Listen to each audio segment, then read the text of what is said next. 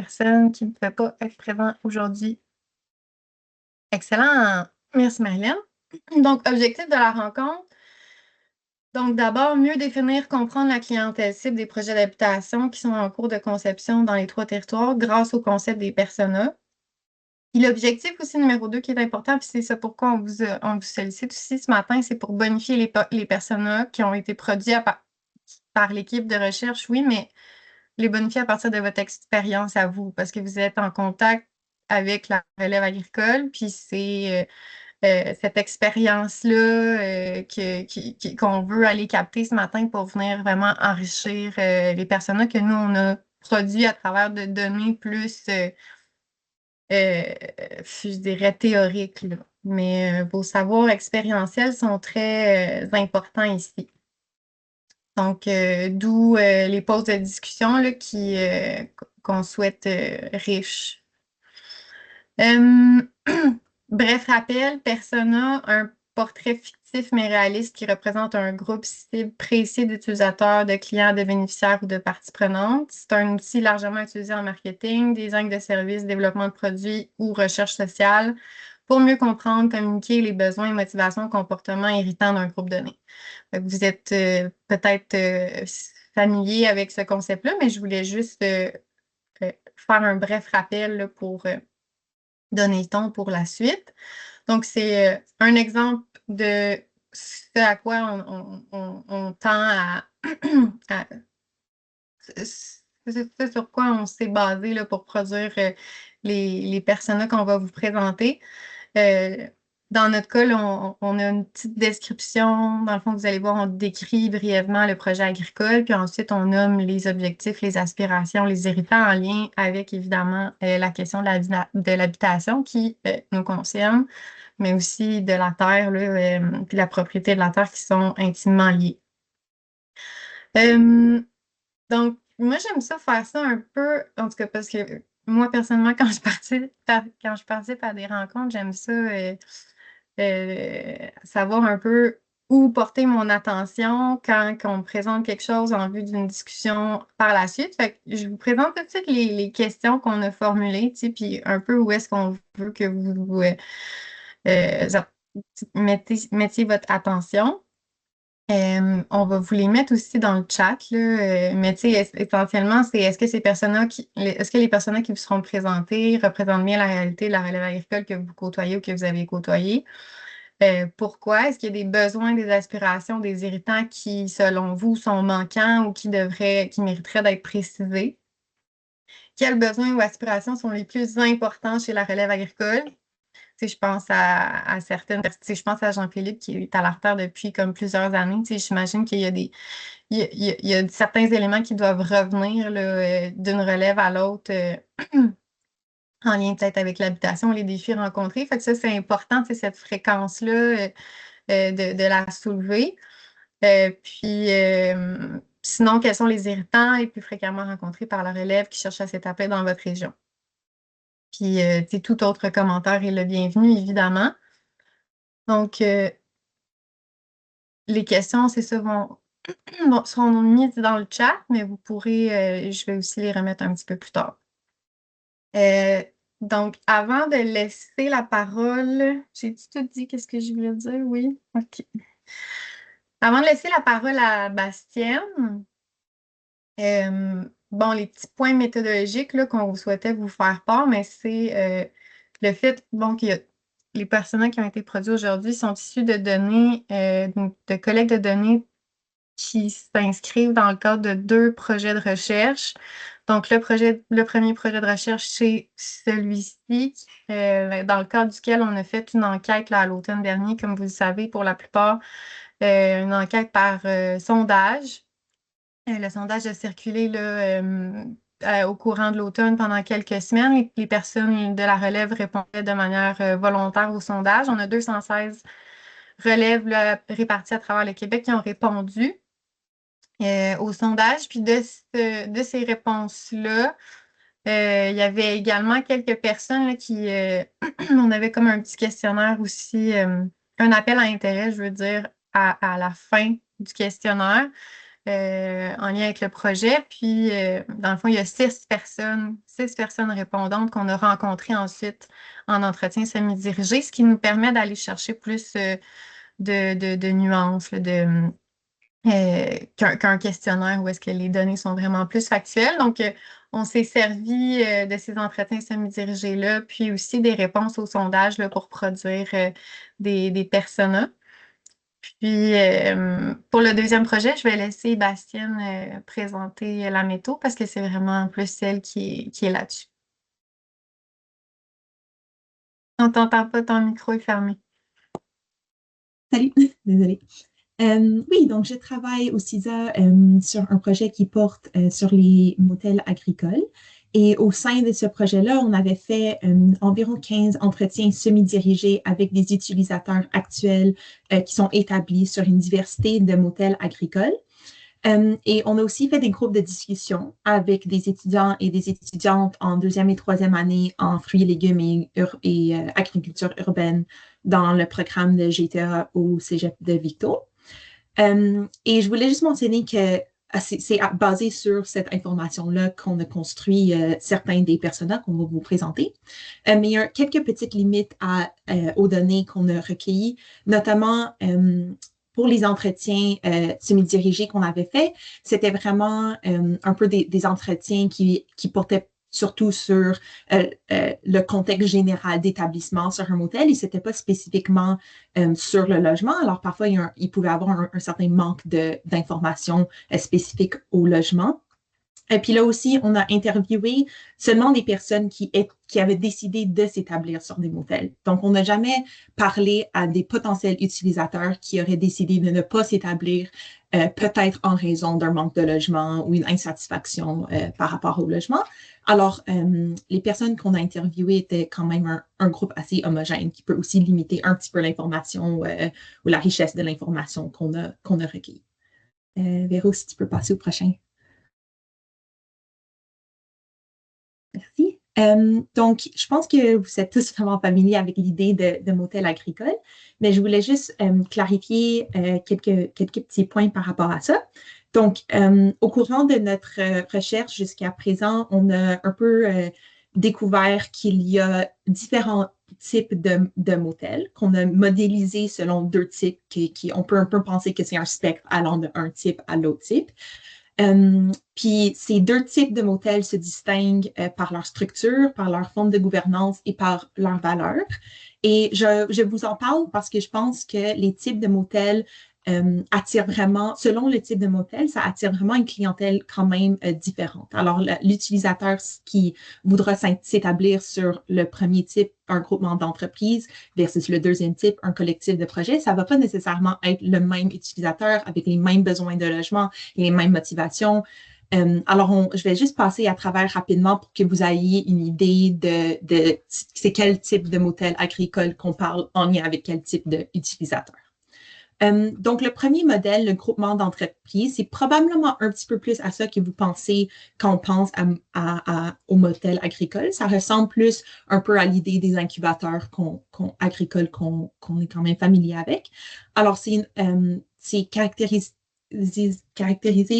en ayant une organisation formelle qu'on appelle porteuse, qui, elle, a comme pour mission de donner d'offrir accès à faible coût à des moyens de production, donc des espaces de production, des champs, des serres, des locaux de production en agriculture urbaine, des infrastructures, la machinerie, l'équipement, dans un lieu à un certain nombre d'entreprises agricoles qui seront locataires et que ces entreprises vont vraiment être distinctes et autonomes. Il y aurait peut-être une certaine mutualisation de justement les espaces de production et infrastructures, mais les entreprises en tant que telles sont vraiment propres à elles, séparées. Je suis prête, Véro.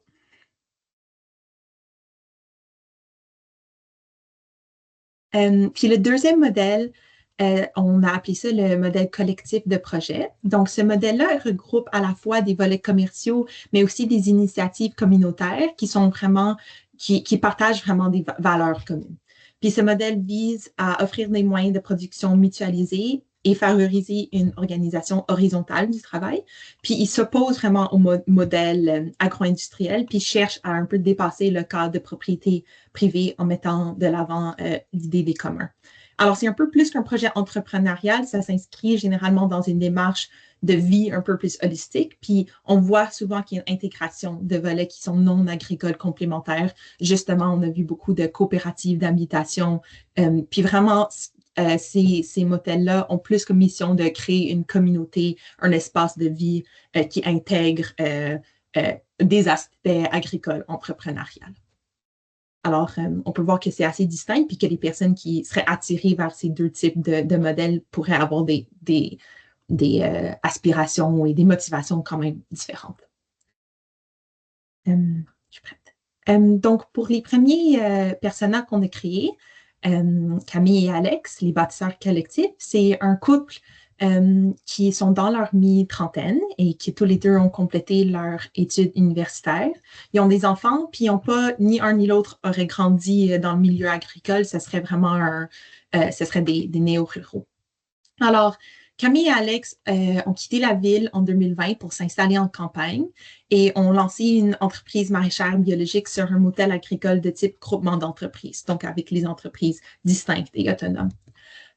Tous les deux travaillaient comme des gestionnaires avant, puis ont décidé qu'ils avaient besoin, envie d'une réorientation de vie professionnelle et ont décidé de se lancer en agriculture. Alors maintenant, ça fait 4 ans qu'ils ont leur ferme, puis maintenant, c'est devenu leur revenu principal. Puis ils font une mise en marché en circuit court, surtout via des paniers, des marchés publics, un peu de vente en semi-gros, surtout auprès des restaurants et épiceries. Alors, ils aiment vraiment l'aspect collectif du motel. Ils aiment le fait que ça leur offre à la fois un soutien technique, une vie sociale et une mutualisation de coûts. Alors, pour eux, c'est une façon de minimiser les frais de démarrage de leur entreprise en faisant la location et un partage d'équipements et d'infrastructures. Puis, ils ont réussi, en démarrant l'entreprise, à aussi acheter une maison, dans le village voisin du motel. Et ils auraient acheté cette maison juste avant que les prix aient explosé pendant la pandémie. Alors, en démarrant la ferme, il y aurait eu des emplois à temps partiel et peut-être même aujourd'hui, il y aurait un peu de travail en hiver, mais la ferme est vraiment devenue leur source de revenus et de mode de vie principal. Alors, Camille et Alex auraient comme objectif d'offrir une stabilité à leur famille par l'achat d'une maison, ou ça pourrait, dans d'autres cas, être une location stable à long terme, tout en développant leur entreprise. Ils aimeraient beaucoup être assez à proximité de leur ferme pour pouvoir s'y rendre à vélo, que ce soit très, très, très court en auto, justement parce que parfois c'est nécessaire d'aller à la ferme plusieurs fois par jour. Alors, ils ne veulent pas que ce soit un fardeau de se déplacer à la ferme.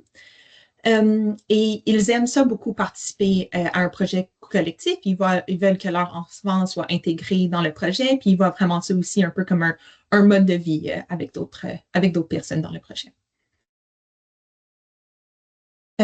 Alors, leur aspiration, ce serait d'assurer le logement futur de leurs employés saisonniers et assurer un équilibre famille-travail grâce à une séparation entre leur lieu de résidence et la ferme. Alors, dans ce cas-ci, même s'ils avaient l'option de se loger sur le motel, ils auraient préféré d'avoir un logement qui est très proche de la ferme, mais qui est quand même séparé pour garder leur famille, leur vie privée un peu séparée de leur emploi.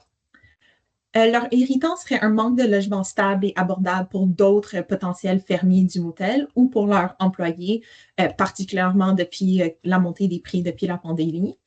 Et ils ont peur que il y a un risque que la rareté du logement puisse freiner le développement de leur entreprise ou menacer la pérennité du motel parce que ça complexifie à la fois le recrutement et la rétention de leurs employés, mais aussi le recrutement et la rétention de d'autres potentiels utilisateurs au motel. Alors, on pourrait imaginer qu'ils disent quelque chose comme « Nous avons eu la chance de trouver une maison pour nous, mais si nos futurs employés n'ont nulle part où se loger, ce serait difficile de développer notre firme. » Alors ça, c'est le premier persona qu'on a construit basé sur les utilisateurs actuels. La deuxième s'appelle Sophie. C'est une maman et une entrepreneur à temps partiel. Elle est dans sa début trentaine et aussi a complété ses études universitaires. Elle est en couple et ils ont un nouveau bébé. Et elle non plus a elle vient pas d'un milieu agricole, c'est une personne néo-rurale. Donc, Sophie et son conjoint ont quitté la ville pour s'installer en campagne et démarrer une production florale, aussi sur un modèle agricole de type regroupement d'entreprises. Avant, Sophie travaillait dans le secteur communautaire, puis elle avait très peu d'expérience en agriculture. Alors, en s'établissant sur le motel, ils cherchaient vraiment une option un peu clé en main, une option flexible, facile, avec des choses, avec des personnes qui pouvaient leur aider, de l'infrastructure et des équipements déjà en place. Leur entreprise florale n'est pas encore leur principale source de revenus. Tous les deux, ils travaillent à temps partiel dans l'entreprise. Son conjoint a un emploi à temps plein non agricole sur le côté et Sophie aussi prend soin de leur nouveau-né. Puis leur modèle d'affaires repose sur des abonnements de bouquets et la vente en semi-micro à des fleuristes locaux. Alors, en ce moment, ils louent un appartement dans le village qui est juste à côté du motel agricole. Donc, eux, ils auraient comme objectif de graduellement développer leur entreprise pour qu'éventuellement, ça puisse devenir une source de revenus principal, tout en limitant les gros investissements. Ils aiment ça, profiter de la flexibilité, de l'accessibilité du motel agricole, un peu comme phase d'apprentissage et un tremplin vers un éventuel projet qui serait pas sur le motel, mais qui serait vraiment propre juste à eux. Donc, ils auraient donc comme aspiration de un jour acheter leur propre terre avec une maison pour à la fois y élever leurs enfants et créer un patrimoine pour leur retraite. Ils ont toujours, en s'établissant en agriculture, ils ont vraiment une vision d'une vie en campagne qui est vraiment dans un environnement de vie intime et bucolique. Alors, ils cherchent encore un peu ce rêve qu'ils ont. Et ils aimeraient donc avoir un lien qui est vraiment propre à eux et qui réduirait la dépendance sur les aspects collectifs du projet. Donc, leur irritant, c'est qu'ils ont une difficulté à se projeter financièrement vers l'achat d'une terre, mais qu'en ce moment, ils n'ont vraiment pas l'impression d'être totalement chez eux et donc totalement à l'aise au motel agricole. Ils trouvent que la gouvernance partagée, la cohabitation avec les autres membres du motel et les gestionnaires peut parfois être une charge supplémentaire en démarrage de leur projet. Et ils ont donc aussi un manque de sentiment de stabilité long terme en étant établis sur un modèle qui est encore un peu en développement. Alors, c'est tous les personnages. Ah, désolé. Oui, on peut imaginer qu'elle donc aurait comme idée qu'ils sont reconnaissants d'avoir accès à un modèle agricole, mais qu'ils rêvent un jour d'avoir leur propre maison avec leur ferme, un endroit qui serait vraiment juste pour eux. Alors ça représente un peu deux différents types de situations qu'on a vraiment vues à travers les utilisateurs de motels en ce qui existe présentement. Merci beaucoup. Merci, Bastien. Donc là, pour poursuivre dans les personnages vraiment en lien avec les motels agricoles, donc ceux qui exploitent déjà une entreprise ou ceux qui aspirent. On a un troisième personnage, puis après, ça va être un petit moment d'échange entre nous. Fait que j'arrêterai le partage d'écran avant de poursuivre avec les trois autres. Donc, pour ce dernier segment-là, je vous présente Tania, qui est nouvellement diplômée en agriculture au Cégep. Euh, la... elle est en quête d'un mode de vie. Donc, âgée de mi-vingtaine, là, elle vient de terminer ses études, comme je viens de le dire. C'est une personne seule qui a également, comme les deux autres précédemment, là, aucun bagage. Elle n'est pas issue d'une ferme, d'une famille agricole. Donc, pour elle, son rêve, c'est de se lancer dans une ferme maraîchère diversifiée avec des amis, collègues de sa cohorte, là, d'ici 3 à 4 ans après sa diplomation. Donc, pour eux, en ce moment, ils sont deux dans le projet, mais l'idéal, ça serait de monter une coop de travail à 4 ou 5. Donc, ils sont ouverts à rencontrer des nouvelles personnes pour se joindre au projet, mais ils seraient également prêts à se joindre à un motel agricole de type collectif de projet.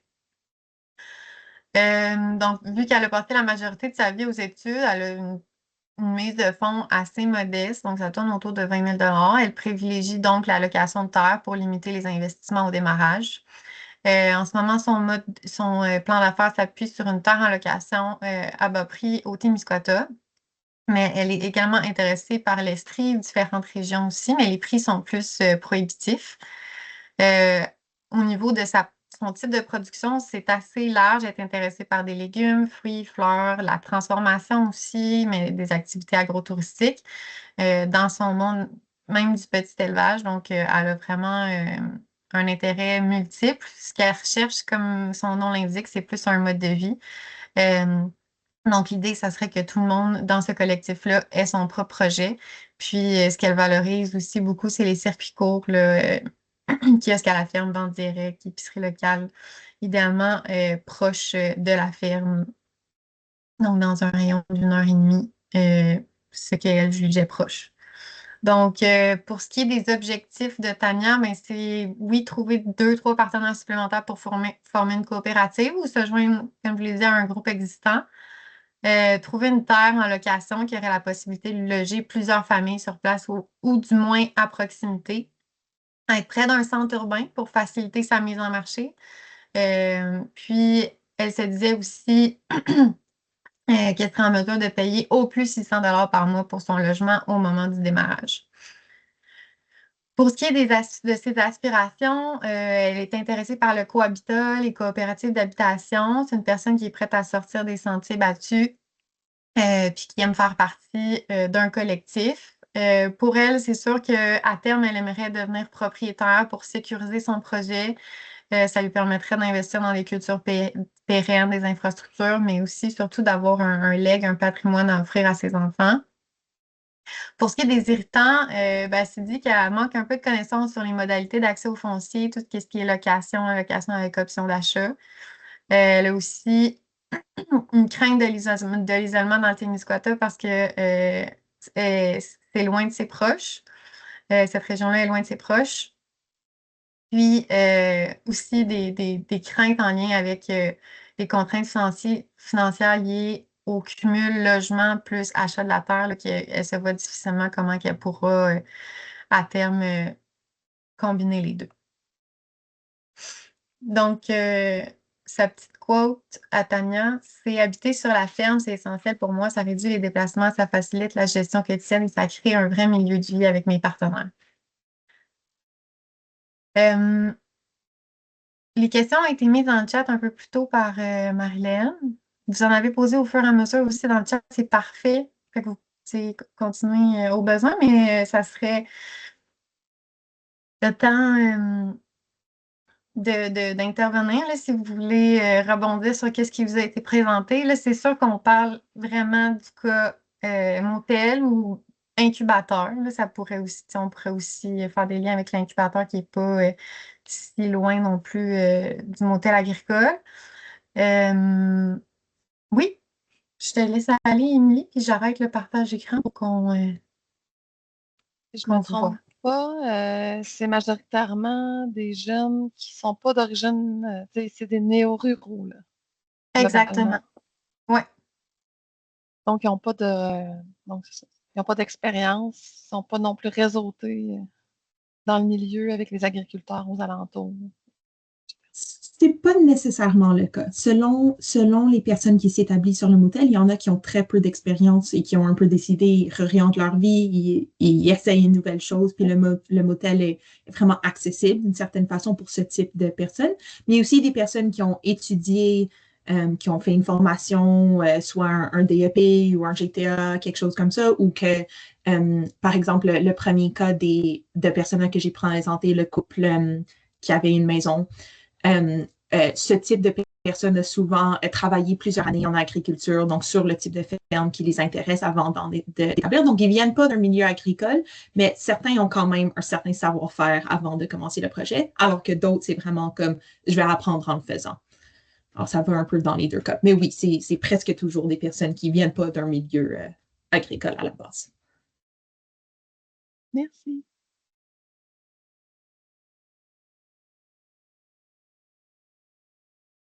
Chantal. Une petite question en termes de persona, est-ce qu'on va travailler la clientèle des 35 ans et plus aussi? J'en ai un qui est 35 ans et plus dans les 3 prochains qui seront présentés, effectivement. Parfait.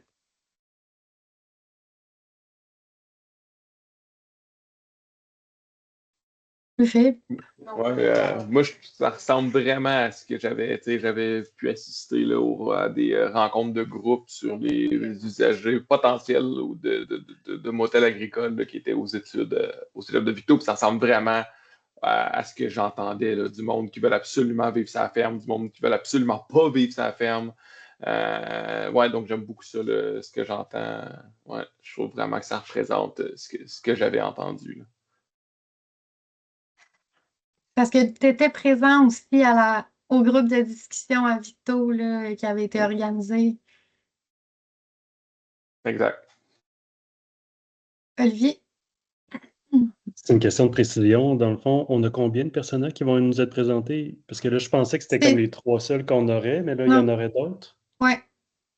Oui, il y en a Ok. 3 autres qui sont quand même assez différents, je vous dirais. Là, justement, l'objectif, c'était de venir représenter l'hétérogénéité de la relève, là, qui a des profils complètement différents. Tu sais, on a des productions animales qui s'en viennent plus, une relève agricole aussi, familiale, qui veut reprendre la ferme familiale.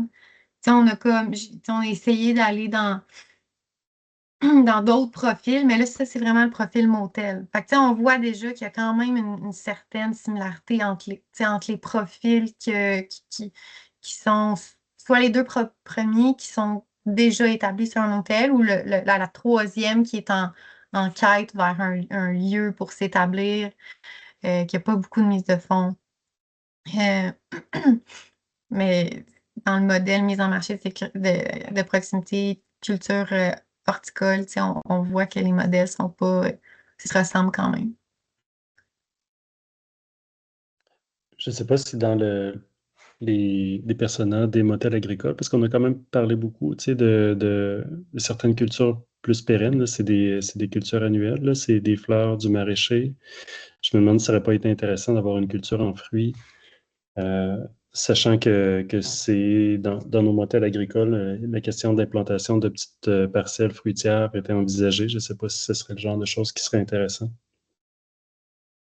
Je pense que ça serait intéressant. Par contre, la raison pour laquelle on ne l'avait pas inclus jusqu'à date, c'est qu'on n'a pas vraiment d'exemple concret, que ça n'existe pas encore vraiment. Comme il y a le motel des Basques qui a implanté des cultures fruitières puis essaye d'attirer des utilisateurs, mais ils n'ont pas vraiment quelqu'un de stable. Puis je sais qu'il y a une utilisatrice au motel des Basques qui a des petits fruits, mais on n'avait pas une entrevue avec elle spécifiquement, donc on n'avait pas vraiment on ne pouvait pas vraiment représenter sa perspective. Puis on voulait aussi, en faisant les personnages, on n'essayait pas de le baser juste sur une personne. Les personnes qu'on avait étaient parce qu'on avait plusieurs personnes qui se ressemblaient assez, qu'on se sentait à l'aise de les regrouper ensemble puis créer un genre d'idéal type. Mais je pense, en effet, ça serait très intéressant, mais c'est juste que c'est, je dirais, un des gros enjeux des motels, c'est que les gens ne se sentent pas assez stables sur la place ou dans leur production pour justement aller vers du périn.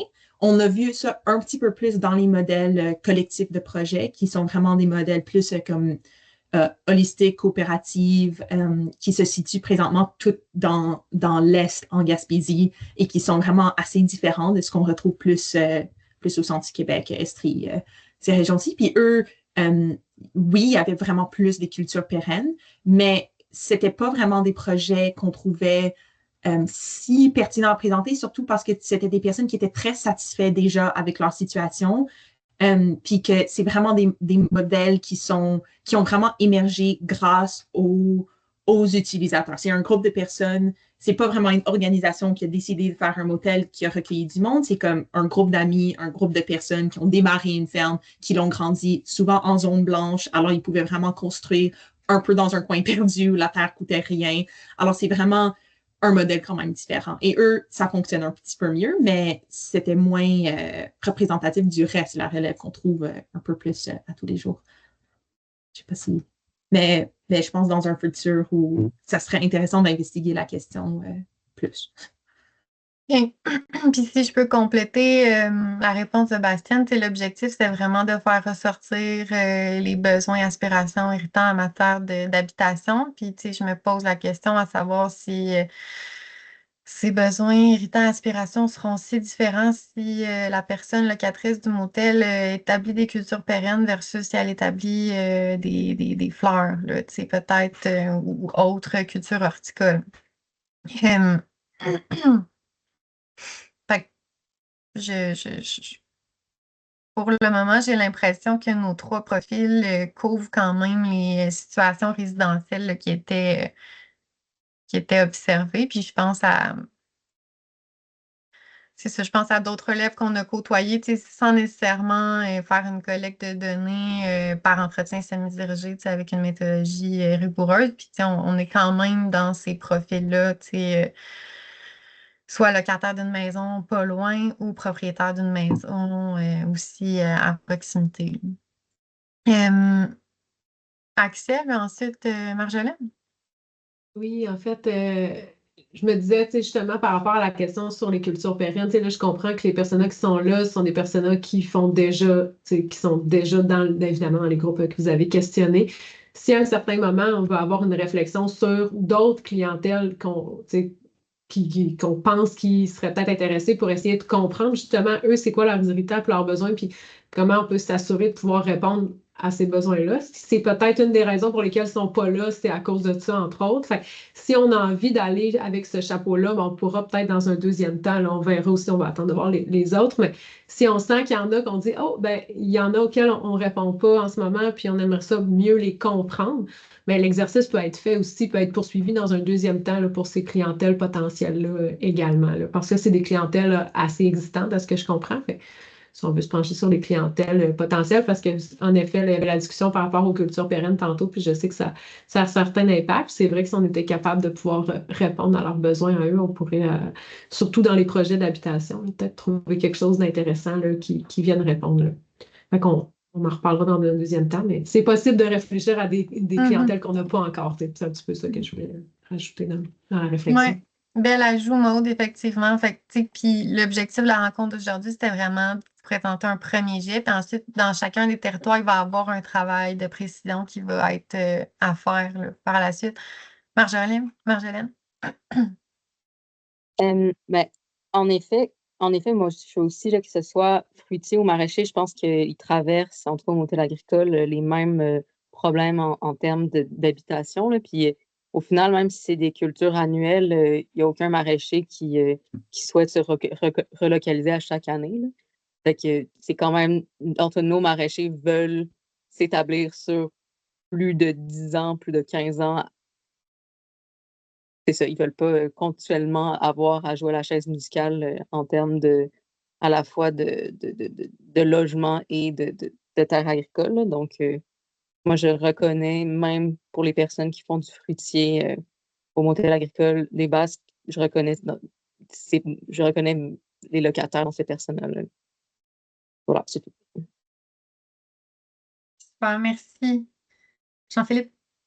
Ben, c'est un bon travail. C'est sûr que j'ai hâte de voir les trois autres personnages parce qu'à date, c'est vraiment dans d'établissements en production émergente. Puis on met beaucoup l'emphase sur eux à date, mais c'est sûr que si on parle avec qui on travaille, nous, au Bas-Saint-Laurent, il y a ce public cible-là, mais il y a toutes les autres qui représentent une plus vaste majorité quand même. Ceci étant dit, je me pose la question justement par rapport à ces trois personnes-là, puis ce public cible-là qu'on pourrait qualifier de production émergente.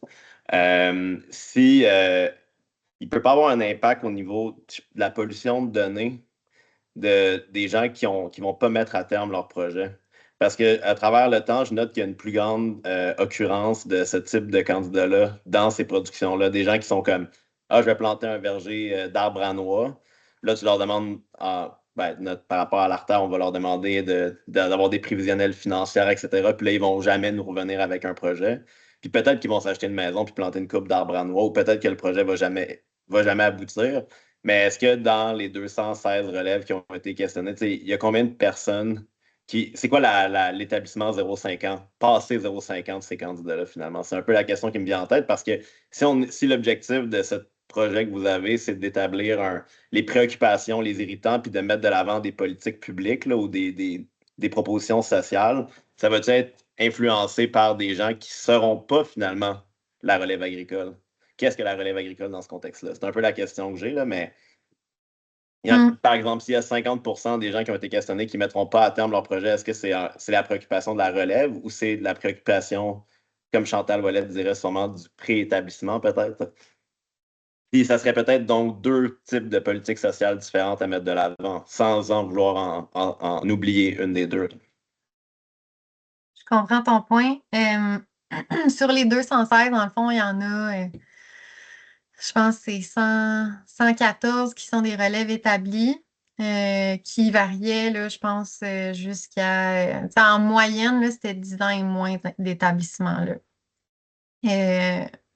L'autre catégorie, c'était des relèves aspirantes. Fait que là, après, c'est difficile sur la base du questionnaire qu'on a envoyé. On n'avait pas une idée du modèle d'affaires proposé par ces relèves-là, envisagé par ces relèves-là. Fait que c'est difficile d'évaluer là, la faisabilité de leur projet. C'est un bon point. Après, dans le fond, ça va être de voir les objectifs des 3 territoires. Quel type, c'est quoi l'objectif en premier? C'est-tu d'accueillir des nouvelles personnes pour revitaliser le milieu, puis qu'il y ait des familles qui viennent vivre le village, puis s'ils ont une entreprise agricole, s'ils démarrent une entreprise agricole, c'est tant mieux, mais jusqu'où la professionnalisation agricole est importante ou c'est avant tout un objectif de revitalisation d'un village local. Là, après, ça sera vraiment à chaque groupe de définir leur objectif puis ce qu'ils veulent que le logement, c'est à quoi le logement va servir. Mais c'est un très bon point, là, la viabilité des projets agricoles. Merci pour ce commentaire-là. Olivier? Quand on présente des clientèles à qui on s'adresse, dans le fond, on réfléchit souvent sur les cas qui nous ont été présentés, mais ça a des avantages, en fait, de ne pas s'imaginer ce que ça pourrait être aussi. Là. Quand on fait un exercice souvent on anime avec notre milieu des séances de brainstorming, puis on brainstorm sur ce qu'on connaît déjà, dans le fond. Puis, c'est plus un questionnement, mais est-ce qu'il y a des personnages qui n'existent pas, là, qui ont pas, en fait, des cas qui pourraient être intéressants à envisager, mais qu'on n'a pas, je pense entre autres avec, par exemple, pour la production de légumes, pour des clientèles immigrantes, par exemple à Sherbrooke. Nous, on est collé sur Sherbrooke. Il y a beaucoup de nouvelles populations immigrantes. C'est un centre de régionalisation de l'immigration. Est-ce qu'il peut y avoir des personnes qui seraient issues de l'immigration puis qui pourraient vouloir démarrer des projets agricoles? Mais ça ne fait pas partie de ce qu'on côtoie tous les jours. Ça fait que forcément, dans nos réseaux, quand on a lancé l'appel sur l'établissement agricole, ce pas des personnes qui sont rejointes naturellement. Donc, je fais juste dire qu'il y a comme la façon dont on a collecté l'information, il y a comme une espèce de biais qui est tout à fait correct. Là. C'est une procédure très correcte, mais il peut y avoir des biais qui pourraient être intéressants de questionner pour voir est-ce qu'il y a des clientèles auxquelles on pourrait s'adresser qui ne sont pas nécessairement présentes actuellement dans nos cohortes ou dans les personnes qu'on a rencontrées. C'est juste un questionnement que je trouve intéressant peut-être à considérer. Merci. Très bon commentaire, Olivier. Effectivement, il y a un biais, ça c'est certain. Je trouve ça intéressant pour la clientèle immigrante là, qui passe souvent plus inaperçue. On prend des notes. Émilie? Je rebondis un petit peu sur mon premier commentaire, puis ce que Jean-Philippe Mainville, tu parlais. Oui, c'est des personnes qui démarrent, probablement en démarrage, mais ce que je me rends compte, c'est que c'est des personnes qui sont des nouvelles personnes. Dans notre communauté, mettons, d'agriculteurs implantés, c'est une communauté qui se connaît. C'est une communauté qui connaît le matériel de l'un, de l'autre. C'est des gens qui sont réseautés entre eux. C'est comme un tissu social. Je pense que les entreprises prospèrent, ils sont quand même très réseautés dans leur milieu. Ce que je vois comme enjeu dans un modèle agricole où est-ce qu'on fait on amène des nouvelles personnes néo-rurales qui ont besoin d'un mode de vie, qui veulent implanter un mode de vie. Ils veulent un mode de vie, donc ils veulent aller en agriculture.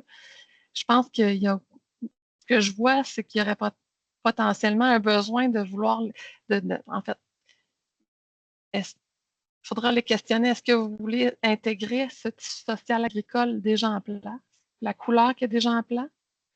Puis de solliciter aussi les agriculteurs. Est-ce que ça vous intéresse aussi de venir les connecter entre eux? C'est un petit peu flyé ce que je vous dis, là. Mais on le voyait dans l'artère, quand on faisait du recrutement, on demandait, es-tu réseauté, tu connais-tu des producteurs, tu connais-tu les services, tu connais-tu qui peut te louer de la machinerie, etc. Là. Donc, est-ce qu'on a réfléchi, en tout cas, je garde en tête qu'il faut quand même réfléchir à ça, là. On amène des gens dans une bulle concentrée, mais il faut être en mesure que cet écosystème-là se parle et communique avec les autres agriculteurs. Donc, je sais que j'arrive en champ gauche, là, mais je vois que vraiment, c'est des personnes très, très, très... je les vois très homogènes. Ça serait le fun qu'il y ait comme... ça se mélange, en fait. Ce que je vois là. Ouais, merci, c'est super pertinent comme commentaire. J'irai avec Marjolaine, Chantal, puis ensuite, on irait avec les trois autres. Oh, j'ai ma main levée. Oui. Ben moi, en fait, mon fil de pensée a été interrompu. Mais par rapport à ce que Jean-Philippe disait, je trouvais ça super intéressant, mais je me demande aussi c'est quoi leur place, mettons, dans le logement par rapport genre, au non-succès du préétablissement. Tu sais. Genre, à quel point le préétablissement, ben, il y a un moment où ils sont plus capables de payer leur loyer trop cher, où ben, ils doivent passer de location en location parce que leur maison est vendue et qu'ils n'ont pas de je me demande s'il y en a, ils ne se baissent pas les bras et font bon, ben, ce projet-là, notre préétablissement ne fonctionne pas. Puis une des raisons, c'est que avoir un toit au-dessus de sa tête, c'est quand même un besoin essentiel. Il y a ça. Puis par rapport au commentaire qui vient d'être dit, là, ben, c'est le profil. J'imagine que c'est quand même le profil des gens dans les motels agricoles. Là. C'est pas hétérogène, probablement parce que la relève apparentée a une terre sur laquelle elle peut s'établir et donc ne s'établit pas dans les motels agricoles.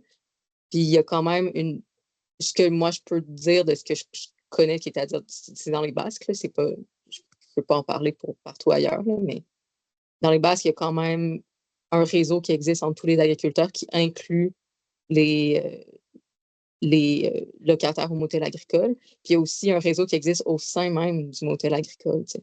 Fait que là, il y a des nouveaux locataires, il y a des locataires qui sont là depuis 5 ans, qui ont accumulé ces informations-là de où je peux louer, où je peux acheter ça, où trouver ces pièces-là.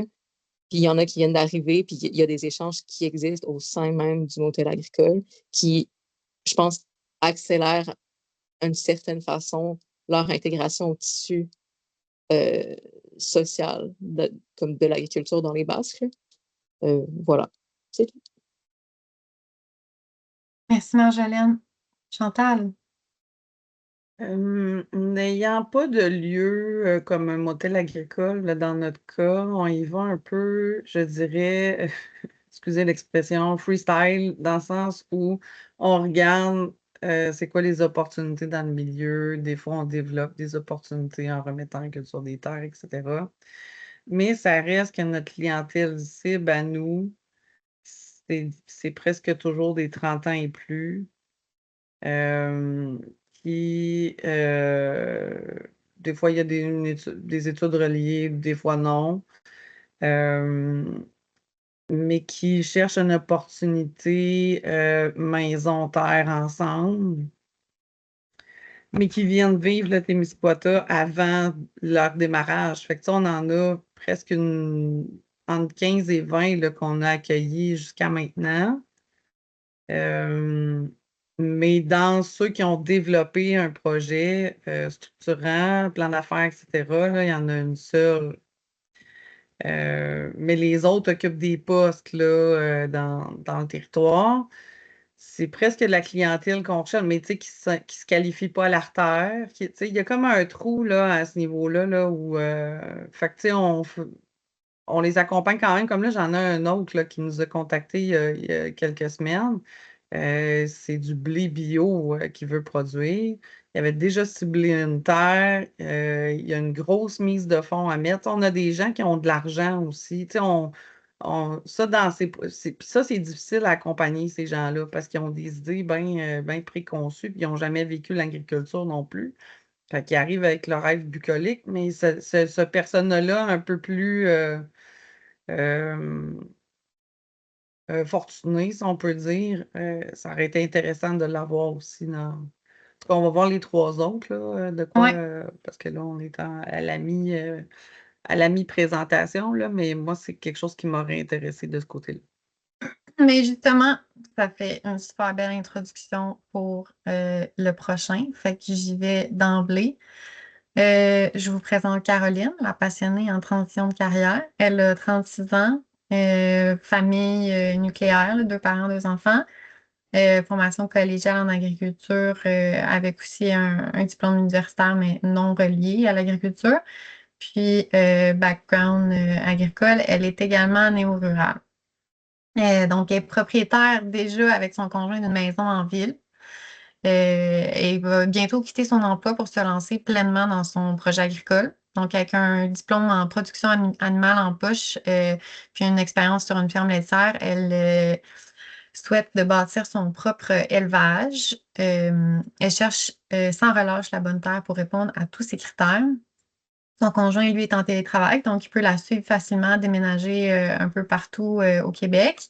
Donc, bien que son mari l'appuie dans son projet, c'est vraiment son projet à elle. Elle veut élever des bovins de boucherie et offrir de la pension pour chevaux. Elle souhaite aussi vendre sa viande localement et envisage d'offrir des activités agrotouristiques éducatives à la ferme là, sur le plus long terme. Elle serait ouverte à louer des terres pour permettre d'avoir assez de superficie au pâturage parce qu'elle est consciente qu'elle a besoin quand même de grandes superficies pour l'élevage qu'elle souhaite faire. Puis elle est également intéressée à mutualiser des équipements, de la machinerie avec d'autres agriculteurs à proximité. Et donc, elle devra à terme se bâtir son réseau. Enfin, elle est intéressée par le transfert non apparenté dans les multiples possibilités qui s'offrent à elle parce qu'elle ne vient pas d'une famille agricole. Puis elle le voit comme une opportunité de prendre de l'expérience. Donc, son objectif, c'est de trouver une terre de 5 à 70 hectares pour faire paître ses animaux avec une résidence unifamiliale, idéalement sur la terre, qui serait assez grande pour, oui, accueillir sa famille là présentement, mais aussi y pourra grandir ses 2 garçons. Elle a une capacité de paiement de son logement de 1 200 $ par mois. Puis, elle arrive, vu qu'elle est déjà propriétaire, avec une bonne mise de fonds là, quand elle va vendre sa maison.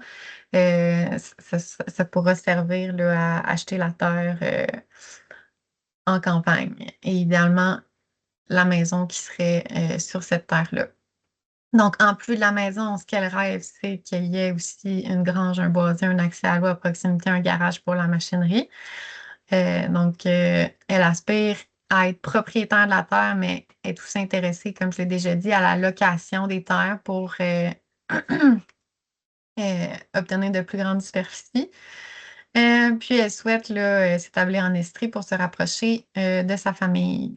Parmi ses irritants, puis ça, je trouve ça intéressant, elle trouve que les projets de soutien à la relève sont généralement mieux adaptés aux projets de maraîchage sur petite surface plutôt qu'aux projets d'élevage qui demandent de plus grandes superficies. Donc ça nous a vraiment été nommé. Je trouvais ça intéressant de le ramener ici.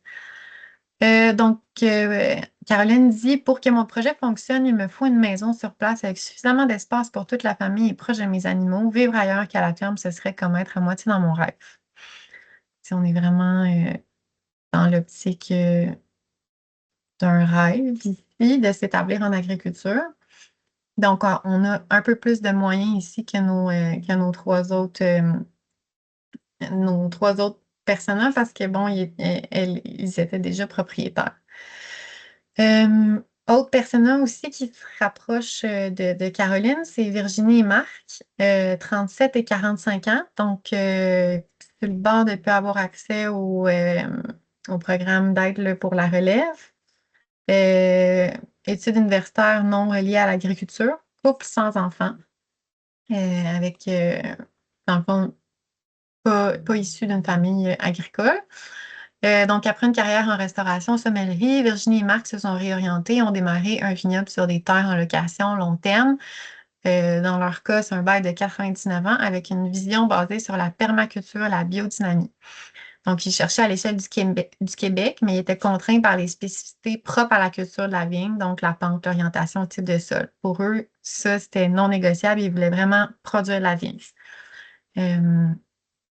Au début de leur recherche, ils n'envisageaient pas louer, mais l'opportunité s'est présentée avec un propriétaire du coin, puis ça a été un match parfait avec les propriétaires. Donc, pour eux, pendant longtemps, en fait, le fondateur était associé à une forme de sécurité financière pour leur retraite, mais ils ont dû déconstruire cette perception-là dans le cours de leur recherche. Pour Virginie et Marc, ils ont plutôt acheté une maison dans la ville la plus proche du vignoble. Selon l'état du trafic, ça prend entre 15 et 30 minutes pour se rendre. Ils voient ça positivement parce que ça leur permet une déconnexion complètement l'hiver, puis aussi entre les journées de travail. Puis ça leur assure une certaine sécurité financière parce qu'ils sont au moins propriétaires de leur maison.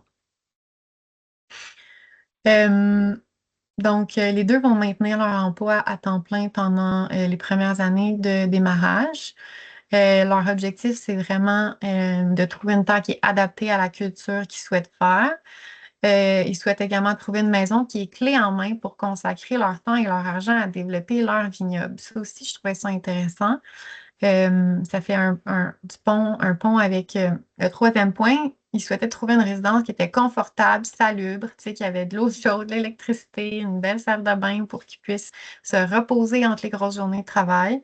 Puis ils pouvaient payer à peu près au plus 1400 $ par mois, puis il n'y avait pas besoin de terrain là, parce qu'évidemment, il y avait déjà le vignoble à entretenir. C'est sûr qu'eux aspirent à un jour habiter sur leur terre dans la maison des actuels propriétaires qui ne sont pas prêts de vendre tout de suite, mais au moins ils ont un bail avec le droit de premier refus, donc ils pourront, le cas échéant et le temps venu, se prononcer s'ils veulent acheter. Ou sinon, éventuellement, peut-être morceler la terre pour acheter la partie présentement en location sur laquelle se trouve le vignoble. Pour ce qui est des irritants, c'est d'abord le prix très élevé des maisons dans les régions propices à la viticulture, mais aussi l'état très délabré des maisons en zone agricole. Là, eux, ils témoignaient être chanceux là, que le père de Virginie travaille en construction pour bien les conseiller sur quelle maison acheter ou ne pas acheter.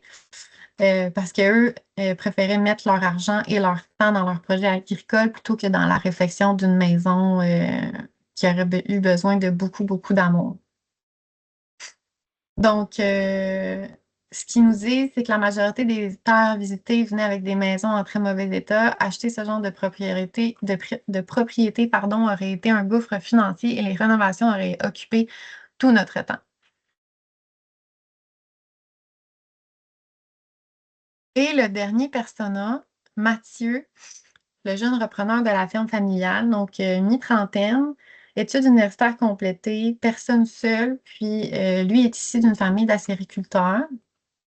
Donc, après quelques années dans le secteur des affaires, il a décidé de réorienter sa carrière puis de revenir aux sources dans son village natal. Ses parents possèdent quelques hectares de terres agricoles, puis ils voient une grande richesse, puis ils souhaitent les valoriser. Pour son moment, son frère exploite une partie de l'érablière, mais le nombre d'entailles pourrait être augmenté. Il y a également des champs qui pourraient être mis en culture, qui permettraient d'avoir une stabilité de revenus sur l'année. Mathieu évalue différentes possibilités en fonction du type de sol qui se trouve et des canaux mis en marché potentiels. Donc, la terre est là, mais ce qu'il souhaite cultiver là-dessus est encore incertain. Malheureusement, il semble avoir peu d'emplois dans le coin et les revenus de l'érablière ne seront pas suffisants pour combler les besoins des deux ménages, son ménage à lui et de celui de son frère. Donc, il faudra être inventif s'ils veulent vivre de la terre. Par contre, lui, il dit qu'il ne voit pas comment, avec un salaire d'agriculteur, il pourrait éventuellement se faire approuver un prêt hypothécaire. Son but, c'est soit de construire sur la terre soit d'acheter une maison à proximité ou encore d'acheter une maison proche. Une terre à proximité, je veux dire, pour se construire ou acheter une maison proche, mais dans tous les cas, il va devoir emprunter pour l'une ou l'autre de ces options-là. Donc, lui, il a déjà un emploi à temps partiel, mais il doit s'en trouver un autre plus proche de la terre quand il sera rendu à mettre en œuvre son projet. Donc, les objectifs, ben, c'est un peu ce que j'ai dit, valoriser la terre agricole familiale, se bâtir ou se trouver une maison le plus proche possible de la terre pour éviter de perdre du temps en voiture. Pour lui, être agriculteur, c'est très prenant, fait qu'il ne voit pas comment il pourrait perdre son temps chaque jour dans la voiture. Puis, pour lui, c'est inévitable, là, être propriétaire, c'est vraiment un de ses objectifs prioritaires. Il souhaite une maison unifamiliale également, parce que là, présentement, il est seul, mais éventuellement, il voudrait se fonder une famille. Puis, il ne veut pas non plus vivre de stress financier envers les paiements de l'hypothèque, évidemment. Il ne veut pas vivre au-dessus de ses moyens. Donc, il cherche quelque chose qui va être abordable, mais sans lui mettre la corde au cou. Pour ce qui est des irritants, ben, en fait, il dit que le prix des maisons, même avec 2 salaires aujourd'hui, c'est difficile de joindre les deux bouts sans perdre toute la qualité de vie. Il dit également que les terres à vendre pour se construire sont très chères, qu'il y en a peu d'affichés, puis que les meilleures opportunités viennent du bouche à oreille, mais après, il faut être cette oreille-là ou être proche de la bouche qui mentionne. Donc, c'est d'être au bon endroit au bon moment. Il habite présentement sur la terre dans un petit chalet rustique 3 saisons. C'est peu confortable, très restreint, très restreint. Ses parents ne sont pas prêts à quitter leur maison non plus. Ils veulent y rester le plus longtemps possible, puis il les comprend. C'est juste que pour lui, ça crée une situation où est-ce qu'il est comme à cheval entre... éventuellement, il pourrait reprendre la maison familiale, mais ce sera juste dans quelques années. Et puis, il évalue également les possibilités de se faire construire sur place, mais les options sont limitées en raison du zonage vert. Donc, il a amorcé les démarches, mais il sait que ça peut être très long et complexe. Donc, Mathieu nous dit, c'est difficile en tant qu'agriculteur qui débute de se faire approuver un prêt hypothécaire. La banque demande des revenus stables sur plusieurs années et quand tu es en démarrage, c'est impossible.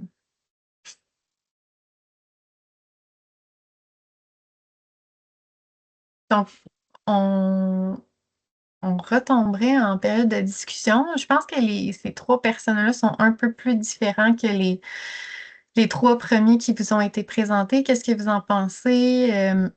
Je serais curieuse de vous entendre. Zachary? Oui, ben en fait, c'est pas forcément qu'est-ce que j'en pense, mais j'étais curieux de voir est-ce que l'ordre des personas a une certaine, un Signification? certain sens caché, etc. Genre, admettons, est-ce que le persona A, il y en a il y en a un peu plus, puis le persona 6, Non. c'est lui qui en a le moins? Il n'y a pas de lien comme ça, là. C'est Non. juste. OK, Ouais, parfait. pas du tout. Pas du tout. Il n'y a pas de... Super. Olivier? Moi, je me demande, tu sais, les personnages 4 et 5, là, je me demande vraiment comment un territoire peut s'organiser pour répondre à leurs besoins. Là. Tu sais, ils ont des besoins d'avoir une maison, tu sais, comme clé en main ou d'avoir une grande terre. Le projet, ils n'envisagent pas, tu sais, de projet transitoire. Ils sont déjà engagés dans des trucs qui sont transitoires. Tu sais.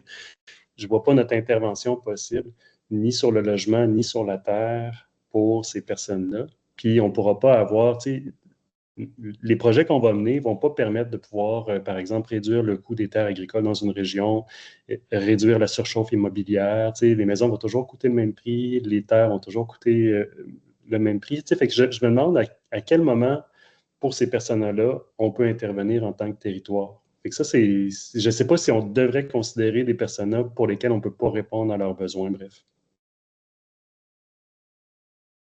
Bonne question.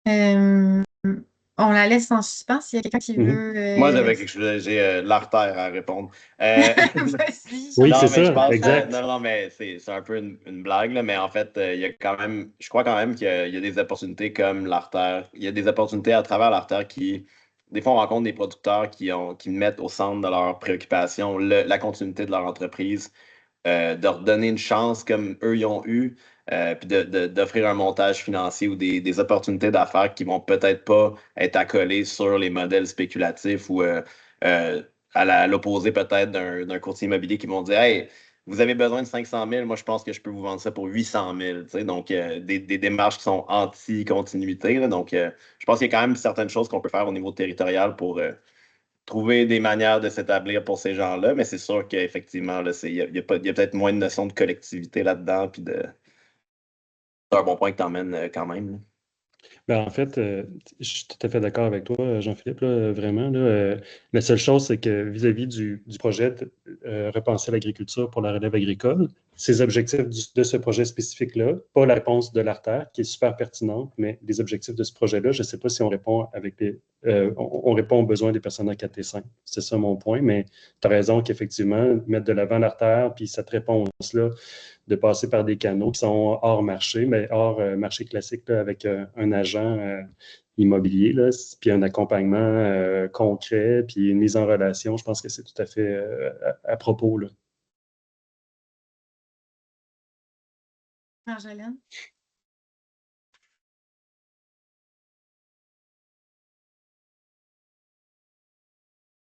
Marjolaine, c'est à ton tour.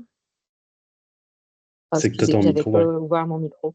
Il y avait aussi, moi j'avais trouvé ça vraiment inspirant ce que vous nous aviez présenté à l'hiver dernier. Là. C'était comme il y avait le quartier des artisans qu'on pouvait imaginer peut-être, qu'on pouvait réussir à imaginer pour l'agriculture. Il y a comme Et après, oui, c'est des réponses, en effet, dans le cadre de repenser l'habitation pour la relève. C'est peut-être des réponses qui sont très ambitieuses, mais je pense pas qu'on n'ait pas du tout de points sur ces personnes-là. Ben, de points, c'est vraiment un mauvais mot. Je pense qu'on peut quand même influencer l'établissement de ces personnes-là aussi. Mais je trouve ça, ouais, c'est intéressant.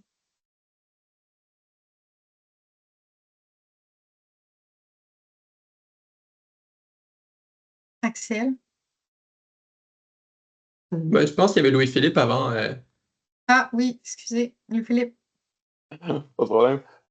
C'est ça, moi je pense que, comme tu disais au départ, il va falloir choisir les personas auxquels on va vouloir s'adresser, puis qu'on est parti sur peut-être de l'agriculture un petit peu plus petite parce qu'on sent que c'est là qu'on a le plus de points, mais ça va se faire assez naturellement. Moi, ce que je me demande, il n'y a probablement pas de question claire, de réponse claire, puis ma question ne sera peut-être pas plus, mais comment remplir les trous entre les personas? Donc, tu sais, si on voulait réfléchir à un projet de viticulture, mais sur très petite surface, par exemple, tu sais, là, on viendrait arriver dans un trou, donc qui n'existe pas, tu sais, parce que c'est quelqu'un peut-être qui a plus de budget, mais qui cherche quelque chose qui est peut-être plus adapté à ce qu'on est capable d'offrir. Puis je me demande comment on va être capable de réfléchir ces personas-là en tant que spectre, plutôt qu'en tant que, tu sais, puisque le persona arrivera probablement jamais comme il nous a été présenté, là. Donc comment on réussit à remplir le vide autour des personas. Ouais, ben, notre point va directement dans ce sens-là, là, fait que je me permets d'y aller direct derrière toi, Philippe, mais effectivement, tu sais, on entendait les personnages, puis on les trouvait bien intéressants, mais pour nous, c'était assez évident aussi qu'il allait falloir se concentrer sur certains profils qui sont pertinents, puis je pense que c'est impossible un projet là qui viendrait répondre à des besoins aussi vastes puis aussi grands, des 6 qui sont très différents, puis aussi à des problèmes qui sont structurels de toute façon auxquels c'est pas un seul projet qui va pouvoir répondre, c'est des problèmes globaux, global au Québec qui sont de plus grande nature. Je pense aussi que dans plusieurs de ces personnages-là, il y a des nuances que si, mettons, il y en a deux personnages dans un projet qui sont très importants, ben, on peut les décliner davantage pour aller les travailler plus en profondeur, puis peut-être même les scinder davantage. Fait que peut-être que dans le personnage 6, en fait, peut-être que c'est juste lui finalement qui est concerné, puis là, on peut le scinder en deux profils qui sont plus précis, puis que vont venir répondre à ton besoin. Je pense, Louis-Philippe, d'aller dire, ben, ça, c'est des personnages très importants, on sait qu'il existe, mais il y a plus de nuances qu'on veut aborder parce que à notre échelle, ça fait plus de sens de le travailler comme ça. Je vois très bien, par contre, comment dans une démarche de recherche plus globale, on peut arriver à des personnages plus larges, plus englobants. Puis ensuite, je pense qu'au sein des projets, il y a un travail de profondeur un peu plus précis qui doit être fait. Mais ça ne peut être fait qu'à l'échelle du projet parce que c'est plus précis pour vous. Fait que je pense qu'il y a comme une transition qui doit être faite ici, qui on est rendu là, tu sais. Fait que voilà. Oui, tout à fait. Puis, tu sais, excellent travail. C'est le fun de voir comme le détail de toutes ces personnes-là, puis comment ils se positionnent, comment ils se sentent. Puis, tu sais, bon, c'est très, très bien fait, mais en effet, on va pouvoir comme poursuivre là-dessus. Puis, par rapport à ce que Marjolaine, tu disais, je trouve ça pertinent, tu sais, de dire, oui, c'est sûr qu'on a des limites. Il y a des limites au projet qu'il faut s'assurer, se rappeler aussi, se remémorer c'est quoi les limites du projet, comme tu disais, Olivier. Je trouvais ça intéressant, Marjolaine, quand tu disais, ben, tu sais, il y a possibilité aussi d'explorer des solutions, tu sais, d'autres solutions novatrices. Je pense que c'est de toute façon l'intention du projet aussi. Mais de prendre le temps quand même de les regarder puis de voir justement sur quoi on peut jouer, qu'est-ce qu'on peut répondre, puis on ne peut pas répondre à tout. Fait que c'est où on peut répondre, qu'est-ce qu'on peut faire pour aider avec une portion d'eux, mais on ne peut pas répondre à tout. Puis ça, comme il y a des choix à faire dans les personnes, mais il y a aussi des choix à faire dans jusqu'où on va pour répondre aux besoins aussi. Là, Merci beaucoup pour votre commentaire. Bastienne, ensuite Olivier. Je pense que ça complète un peu ce que vous dites, mais je pense qu'un des intérêts à avoir une diversité de personnages, c'est justement pour pouvoir déceler, OK, qu'est-ce qui est un peu réaliste, puis qu'est-ce qu'on vise pas. Et donc, en recevant des personnes intéressées dans le projet qui auraient qu'un motel ne pourrait pas répondre à leurs aspirations, ça devient, je trouve ça aidant de savoir qu'est-ce qu'on cible puis qu'est-ce qu'on cible pas en termes de clientèle. Et donc, avoir une diversité de personnes permet un peu de faire cette distinction, je pense.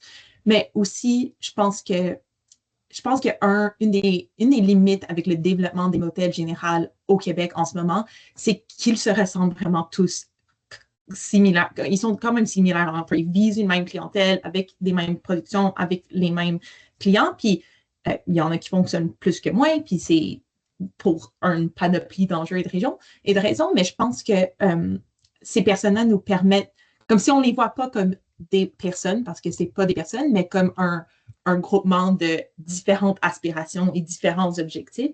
Je pense que ça permet de peut-être ouvrir l'esprit à qu'est-ce qu'un motel agricole pourrait être. Est-ce que les motels agricoles, en ce moment, il n'y en a essentiellement pas qui accueillent la production animale, mais si c'est tout un groupe de la relève qui a besoin de ça, est-ce qu'il y a un moyen qu'un motel agricole soit entre autres, un genre de réseau de connexion entre des potentiels agriculteurs et des agriculteurs dans une même région ou quelque chose. Je pense que ça permet d'un peu ouvrir l'esprit à qu'est-ce que le motel pourrait essayer d'intégrer. Ça pourrait être acéricole aussi. Oui, si on est dans le granit. N'importe quelle production. Mais je pense que c'est un peu ça aussi l'intérêt d'avoir une diversité de personnages, même si en ce moment, c'est vrai que les motels ne peuvent pas répondre à beaucoup de ces personnes, aux besoins de beaucoup de ces personnages-là. Olivier.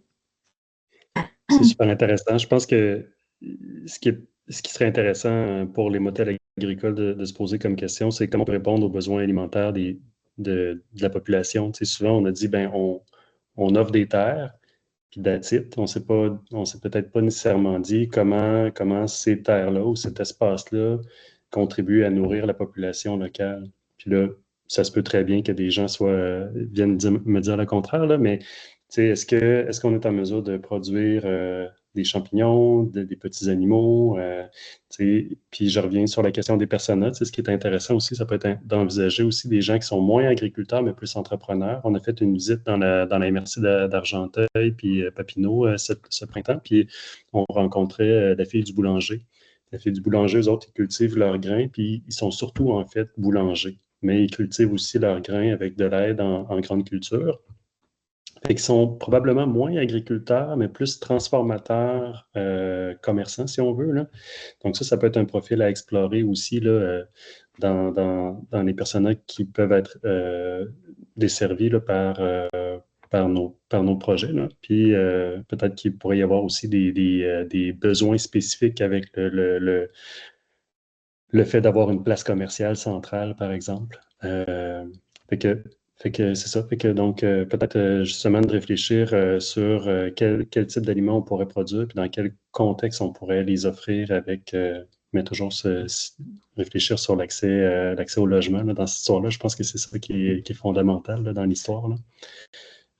Comment le logement peut être offert. Puis souvent, d'après moi, là, c'est quelque chose qui doit être offert de façon transitoire. Transitoire donc, la personne arrive dans le milieu, a accès à un logement, puis après ça, peut éventuellement migrer vers un autre logement plus adapté ou qui correspond mieux à sa situation 2, 3 ans, 4 ans plus tard. C'est drôle que tu dises ça parce que je trouve qu'au contraire, les personnes nous disent que c'est de la stabilité puis du long terme que les relèves recherchent parce que justement, il y a beaucoup d'instabilité juste liée au démarrage. Fait que pas avoir ce souci du logement, c'était vu comme un plus.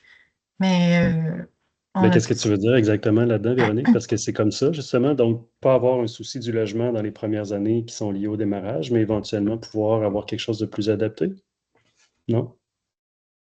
Ben, ou avoir une recherche de stabilité, même dans les premières années. Là, je pense à quelques personnes. En ce moment, une des parmi les irritants vécus par la relève, c'est le fait d'être dans un logement puis de pas d'être finalement soumis au bon vouloir du propriétaire ou d'être dans une petite cabane quelque part sur la terre de manière temporaire parce que là, il n'y a pas d'autre option, mais en ce moment, ça convient parce que je suis comme forcée de vivre là pour être à proximité de la terre.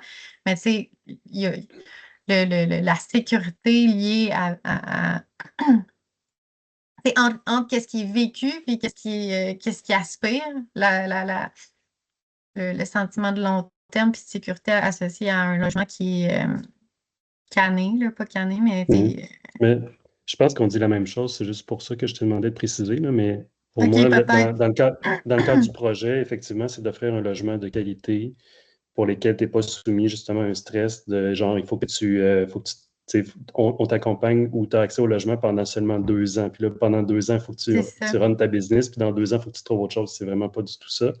Mais c'est d'offrir un logement adéquat qui, pendant une certaine durée, va être admissible. Mais quand ta situation familiale change, par exemple, tu as un 3e enfant ou un 2e enfant, puis là, ben, tu as besoin de plus grand, ou que tu t'es installé professionnellement, ta business est sur les rails, puis que tu peux te permettre justement d'acheter une maison, il y a une opportunité qui se crée. Là, tu peux laisser le logement, puis ce logement-là devient disponible pour un autre profil compatible avec le projet, là, qui est de produire de desservir la relève agricole, par exemple. Là. On se comprend. C'est bon. Axel? Ouais, ben, il y a quelque chose qui est intéressant dans ce qu'ils discutent là, puis des trucs que j'ai constaté quand on a regardé les irritants, c'est que quand on voit ça d'un point de vue très systémique, oui, il y a des choses qui vont changer dans le temps versus les aspirations, puis avec qu'est-ce qui va changer. Fait qu'il y a possibilité de voir ça comme un continuum aussi. Puis quand on regarde dans les irritants ou dans les situations de toutes ces personnes-là, souvent, ben, ils cherchent un autre emploi à temps partiel. Fait qu'il y a comme quelque chose qu'il faut garder en tête par rapport à ça. Ils ont des aspirations, ils ont des rêves, ils veulent donc avoir cette maison-là, celui-là. Évidemment, ils ont des blocages, ils ont souvent de moyens financiers. Puis, je pense que ça, c'est quelque chose à vraiment garder en tête pour la suite. Ils cherchent presque tous des emplois à temps partiel. Donc ça, c'est quelque chose qui est intéressant. Puis, comme on disait, la notion systémique de tout ça, de dire, ouais, OK, c'est quoi pour eux longtemps ou pas longtemps? Comment ils voient ça? C'est quoi 5 ans? Puis, par la suite, c'est qu'est-ce qui va bouger à travers ça? Comme tu dis, Olivier, des fois, il y en a qui ont des enfants de plus, ils veulent acheter une autre maison, d'autres qui se séparent et vont faire chacun leur projet. Donc, après ça, comment on peut trouver une façon là, de connecter ça dans un continuum, puis rendre ça pérenne comme projet à long terme global. Tu sais, on parle de projets collectifs globaux, puis fait que je pense que tout ce qu'on vient de voir là est super pertinent. Ça nous donne tous les ingrédients pour faire la recette, mais il va y avoir quelque chose de systémique à consulter là, pour faire que vraiment que la recette elle soit durable dans le temps, je pense. Là. Puis chaque territoire va mettre ça à sa sauce aussi. Je suis convaincue que le Témis, ce ne sera pas nécessairement la même clientèle cible que Saint-Camille. Et même chose pour les Basques aussi. Il nous reste un petit 5 minutes. On est bon. On a quand même, on respecte le temps, le planning. Est-ce qu'il y a d'autres commentaires sur les personas? Nous, on réfléchit aussi à la façon au-delà de cette présentation-là, qui vous soit utile par la suite pour monter les projets. Karine, j'ai vu dans le chat là, ta question sur un genre de résumé des 6. On verra comment on peut faciliter la mise en page pour peut-être que ce soit facilement appropriable. On est preneur là, de vos idées là, pour venir les bonifier, là, puis s'assurer que ça soit des outils concrets pour vous puis pratiques. Chantal? Dans le même sens que ce qui était inscrit dans le chat, je trouvais ça intéressant d'avoir soit une copie là, ou un résumé, un tableau synthèse, là, peu importe, là, ça pourrait être pertinent, effectivement. Parfait. Marjolaine? Ben, j'en parlais tout à l'heure, mais moi, ça m'avait vraiment beaucoup inspiré. Là. Vous aviez présenté des projets innovants et je me demandais si c'était une possibilité d'en présenter d'autres. Oui. Ou si vous avez des idées ou une liste ou je sais pas, quelque chose pour... j'ai vraiment apprécié oui, c'est vrai que c'est fun. Ouais, ces petits dîners. Ben là, voilà. en primeur, là, je pourrais vous dire de réserver votre... je pense que c'est le 23 septembre. Ouais. Là, ça vient juste de se confirmer. Là. Techniquement, si tout va bien, là, ça serait... là, je vais avoir besoin d'aide, peut-être de Catherine, sur le nom de la coop. Là, ou Olivier, on en a parlé à plusieurs reprises. Là. La coop qui offre aussi une solution de logement en Estrie. Oui, Colline Duchesne. Merci, Vincent. Oui, coopérative Colline Duchesne. Donc, il y a un des membres fondateurs qui viendrait nous présenter ce qu'ils offrent le 23 septembre. Mais là, c'est ça, je dois le rencontrer la semaine prochaine pour planifier tout. Mais ça pourrait être... Puis, on est preneur de suggestions. Si vous entendez parler d'un projet, vous pouvez juste nous transférer l'info, que ce soit en lien avec l'agriculture ou pas. Là, comme dans le cas de Quartier Artisan, c'est super intéressant quand même. Puis nous, on peut faire les démarches pour organiser ce petit webinaire-là pour vous, là, sans problème. Olivier, puis ensuite Axel ou Maude. J'ai beaucoup aimé dans les personas le fait qu'on puisse peut-être aller chercher un lien avec des productions régionales qui sont peut-être un peu plus évidentes. Je pense entre autres au Témis, par exemple, avec Mathieu qui travaille en acériculture. Je me demande si ce serait intéressant de peut-être regarder pour une persona qui pourrait peut-être avoir un projet peut-être plus agro-touristique pour les Basques. Disons, on s'installe proche de Trois-Pistoles, par exemple, puis cette personne-là, c'est à cette clientèle-là qu'elle répond. Puis l'idée de revenir avec peut-être une clientèle, par exemple, immigrante pour en Estrie, ça pourrait peut-être être intéressant. Donc, d'envisager des personas avec des profils qui sont originaux, mais qui peuvent aussi être peut-être plus spécifiques à nos réalités territoriales. Je note la proposition. Merci. Axel ou Maude? Oui, c'est intéressant de voir les collines du Chêne là, le 23 septembre. Là, en tout cas, moi, je sais que je serais curieuse d'en savoir plus. Puis dans les projets innovants, je sais que le TIES a fait des choses aussi, eu des réflexions. Là, ça touche peut-être pas tous les aspects, là, mais je sais qu'ils ont des documents puis qu'ils ont des recherches qu'ils ont faites là, qui pourrait nous aider à identifier des projets innovants qui sont hors de ce qu'on connaît un peu. Sinon. Puis on peut aider là-dedans aussi, là, essayer d'identifier de notre côté, puis se les envoyer, là, sans parler. Puis vous organisez aussi, si je ne me trompe pas, des inspirations, Oui. Comment Sur ça le thème de s'appelle? l'habitation, en fait, en ce moment, on est à la moitié, mi-chemin d'un parcours en conceptualisation de projets collectifs en habitation.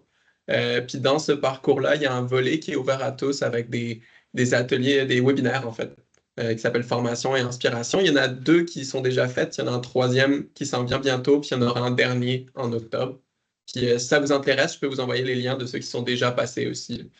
Si vous voulez les revisionner. C'est vraiment plus sur le thème de l'habitation collective et non spécifiquement sur l'agriculture, là. Mais il y a des liens à faire, définitivement. Tout à fait.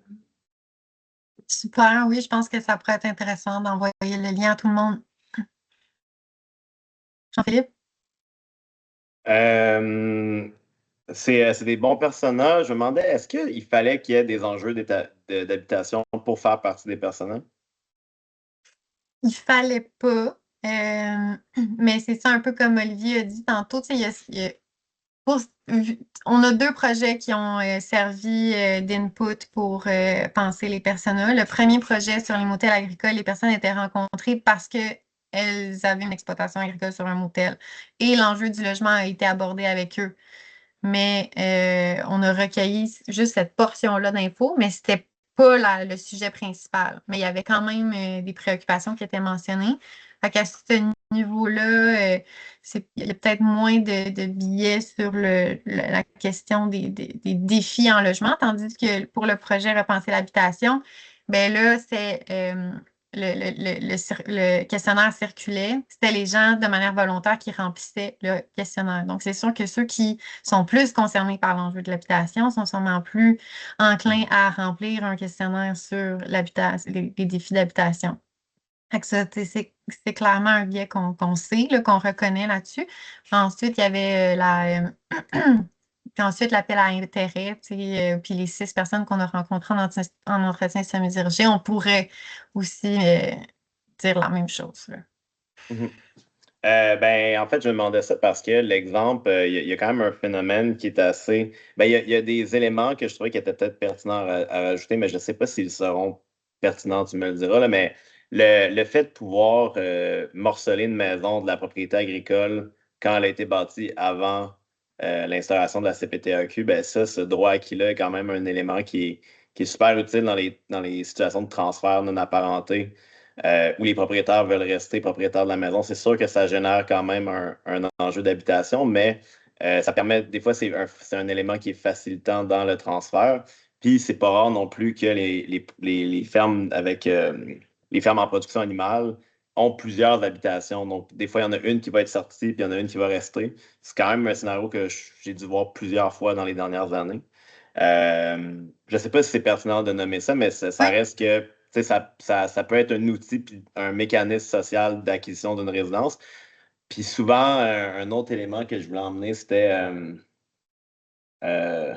je ne sais pas, ça a été réfléchi ou nommé par le public qui a été questionné, mais la possibilité de construire des maisons pour des utilisations, parce que chaque actionnaire peut se construire une résidence en terre agricole. J'imagine que c'est pour ça aussi que la plupart des personas, c'est des gens qui vont avoir ils n'auront peut-être pas la majorité de leurs revenus, donc il y a un enjeu d'établissement, puis il y a un enjeu d'habitation finalement qui est généré.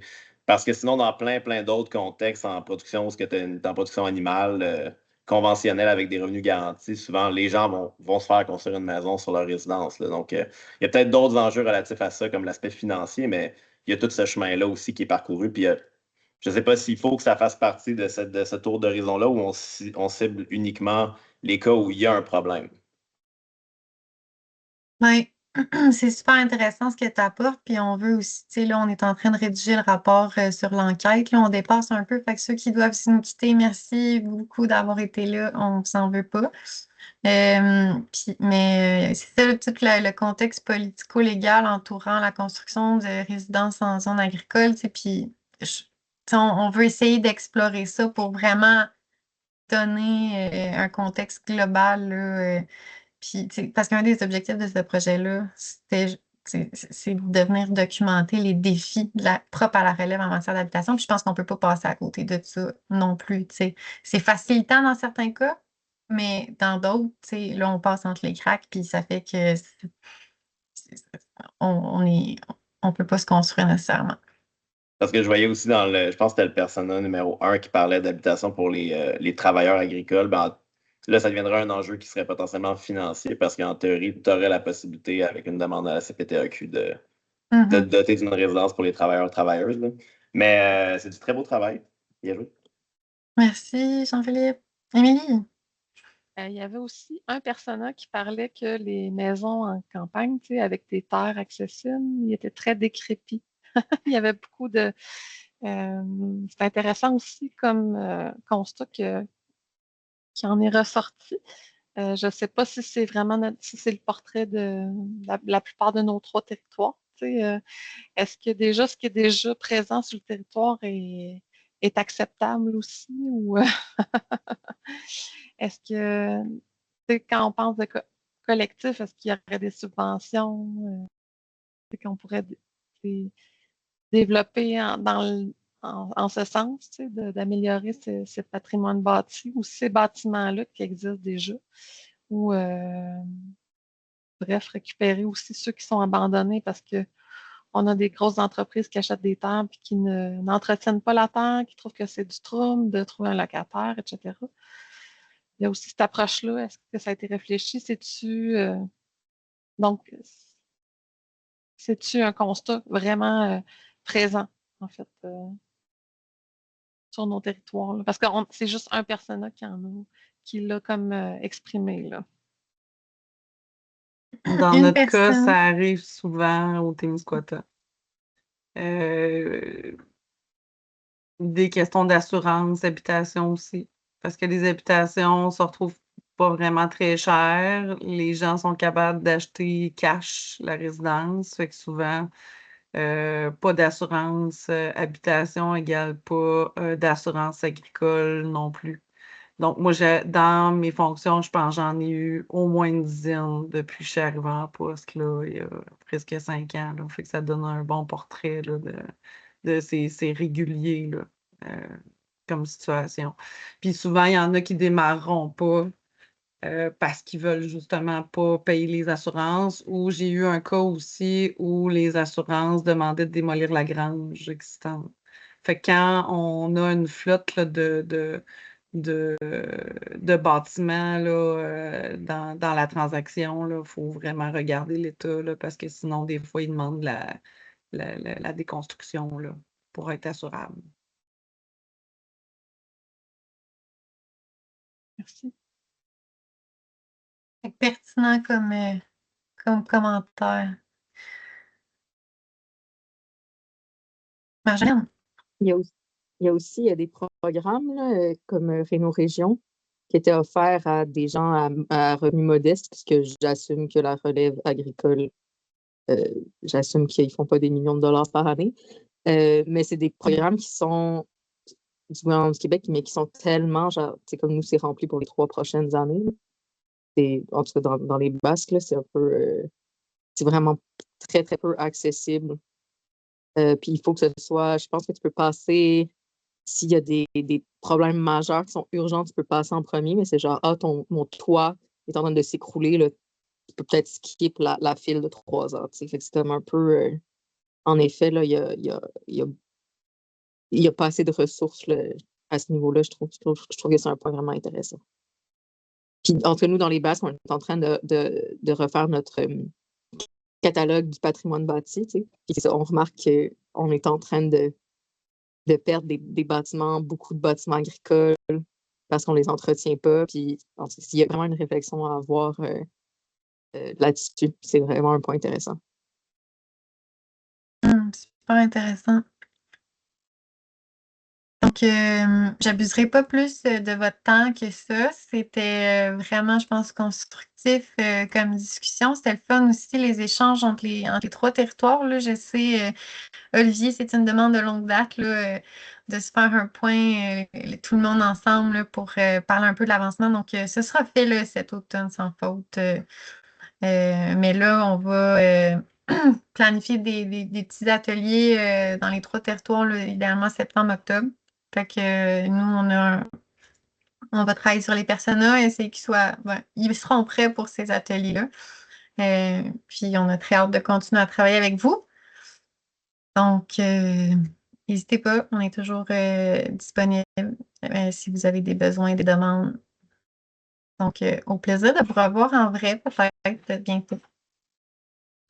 Merci beaucoup, tout le monde. Merci, Véronique, Merci l'équipe. beaucoup. Merci, bonne journée. Merci, bonne journée. Bonne Bonne journée. journée. Salut. Au revoir.